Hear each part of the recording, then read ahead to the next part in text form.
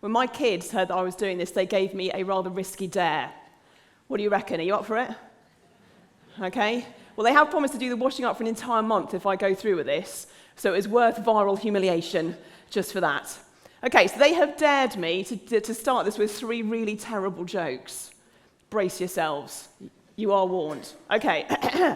Joke number 1. I have 2 kids, 11 and 13. Rubbish names.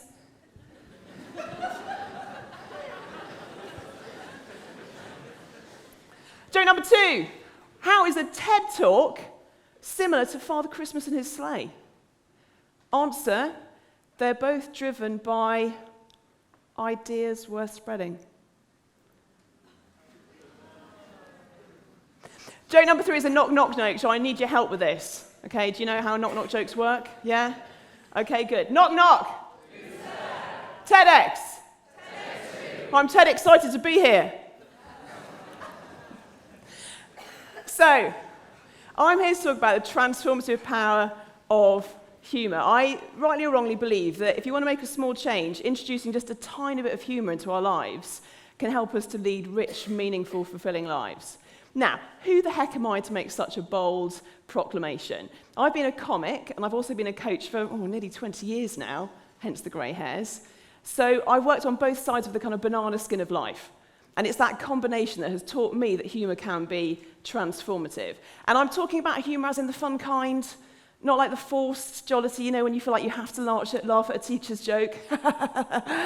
No, I mean humour as in the fun kind, And we all know that genuine humour is brilliant, don't we? And scientists have now caught up with us, bless them. They've discovered that when we find something funny, we release the happy hormones called endorphins. So it's a bit like getting a runner's high without having to go running.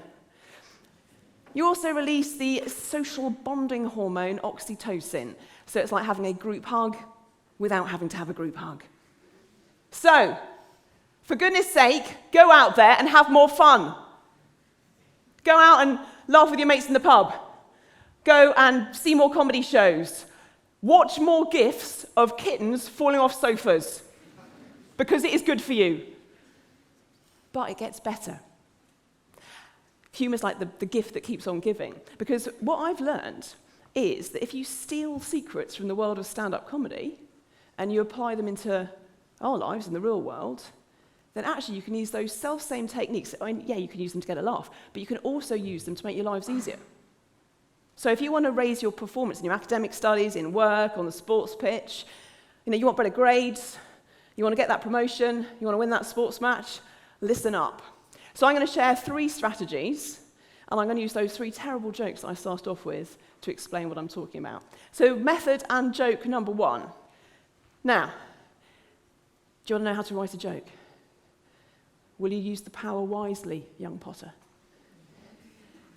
Now, I always feel sadly it's a bit of a letdown. There's no magic. There's no pixie dust behind joke writing. It's a very, very simple process that we can all learn. So your standard joke has got a setup, and it's got a punchline. And the setup literally sets us up to make a few assumptions. And then the punchline is like the kind of party popper surprise that shatters those assumptions and covers us in metaphorical custard. So what kind of assumptions was I hoping you would make when I say I've got 2 kids, 11 and 13, that I'm referring to their ages? And the hilarious punchline is, it's their names. It's rather than their ages. Now, play around with different assumptions in that setup, and you could get a completely different punchline. For example, people might have been making assumptions about the word kids. So I could have gone with the punchline, aren't they beautiful? So what the heck is the relevance for us in the real world, as it were? Well, we make assumptions every single day of our lives. And most of the time, that is really, really useful. That's really useful. But, imagine, for example, if we woke up every morning and we had to start everything off from scratch. Wow, I've got to put some clothes on. Let's not make any assumptions here. I need to brainstorm some options. It would be exhausting. But a lot of the time, we make assumptions that are downright unhelpful. I wonder what there is floating around in the room today. Perhaps, I'm not sporty. I could never get on stage. People like me don't run a business. And this is where the joke writing technique comes in so handy, because it shatters assumptions playfully, lovingly, but powerfully. The funny thing is, we do this for our mates, don't we? But we often don't do it for ourselves. If your mate came up to you and said, "Oh, I'm too young to apply for that job," we wouldn't let that lie, would we?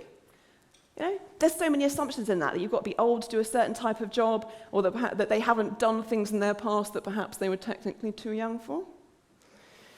There are possible punchlines aplenty if you're a comic. How about, "I know, are you still scarred from that time when you were 16 and got refused entry to the Pig and Fiddle?"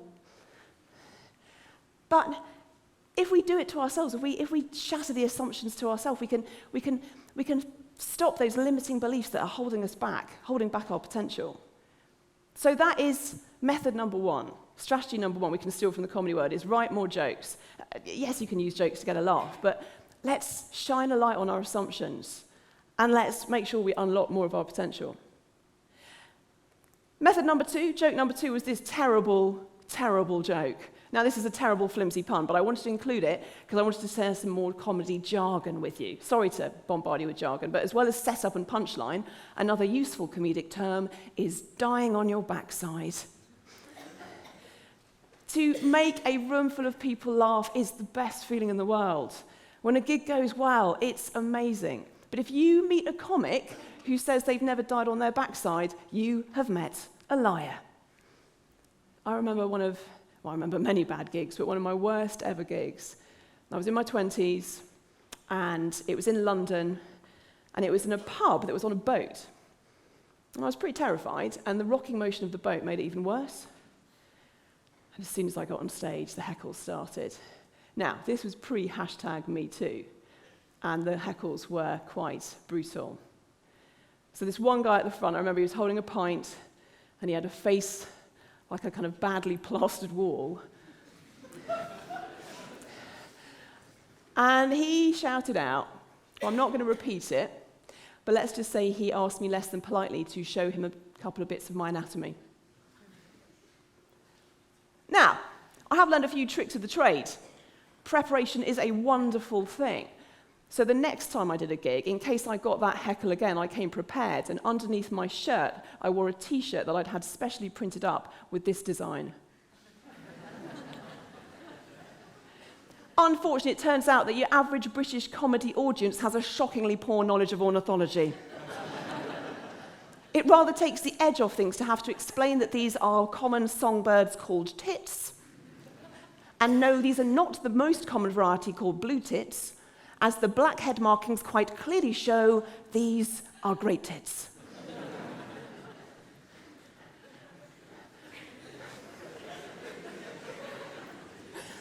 But the point is, even with the best preparation in the world, there is still the possibility that we will die on our arse, that we will mess up. We ask someone out. They might say no. You apply for that job. You might not get it. You enter the cup match final. You might lose horribly. I mean, we could stay home, sit on the sofa, never try in the first place, but then haven't we just died on our backside in a different way? I don't have to get on stage. No one's forcing me to go up and do comedy. But if I don't, then I'm just preventing myself from doing the one thing that I really, really want to do. So method number two is get on stage. Because I think modern society sold us a pup. It kind of tells us that we could be perfect, that we should be perfect. And it's a brilliant lie, because then companies can sell us loads of stuff pretending that that will make us perfect, which it never will. So get on stage, and yes, you might smash it out of the park. And if you die on your backside, then get a T-shirt out of it. The last method is the knock-knock joke. Now, knock-knock jokes are slightly terrifying because they require a little bit of cooperation. I was at the Edinburgh Fringe Festival this year, and there was a comic he was getting kids up on stage to do knock-knock jokes. And I remember there was one, he came with his dad, and the little kid, let's call him Timmy, and the dad came on stage and went, "Timmy's got a knock-knock joke about a train." Now, I'm a professional. I can see where this is going. What is fundamental to the knock-knock genre is a pun usually around the word who. And he said it's about a train. Can you see where this might be going? Anyway, the compere starts. "Okay, Timmy, tell us your joke about a train." "Knock, knock. Who's there? Chuff. And Timmy's dad goes white with horror, because that is not what they had carefully rehearsed. What he told Timmy to say was woo, because then the comic would have said who, and he could have gone, woo-hoo, everybody get on board the joke train. But he'd said chuff. And the comic continued. Chuff who, Timmy? Chuff woo. Everybody get on board the joke train. And the crowd goes wild. There is hysterical laughter and applause and whooping. Why? Well, firstly, Timmy has shattered an amazing assumption that he had in the setup, namely that jokes should be funny. But there's something deeper going on. Comics are at their funniest when you've got an audience who is up for it and engaged. And it's true in the real world, isn't it? We perform at our best when we're in a supportive environment. If I walk out into a hostile crowd, the first thing I might do is show my vulnerability, show that I come in peace, perhaps with a gag like, hi, I know what you're thinking. She looks a cross between Hermione Granger and someone a bit posher.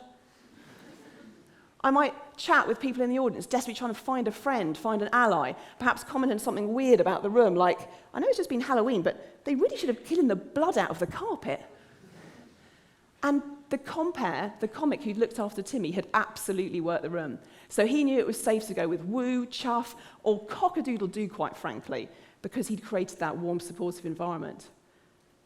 So that is method number 3, is work the room.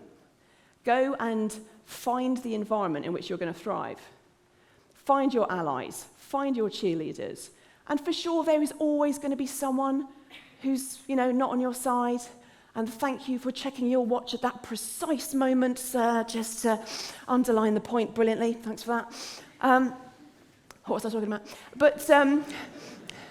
But I guarantee if you look for them, you will always have mentors, sponsors, allies.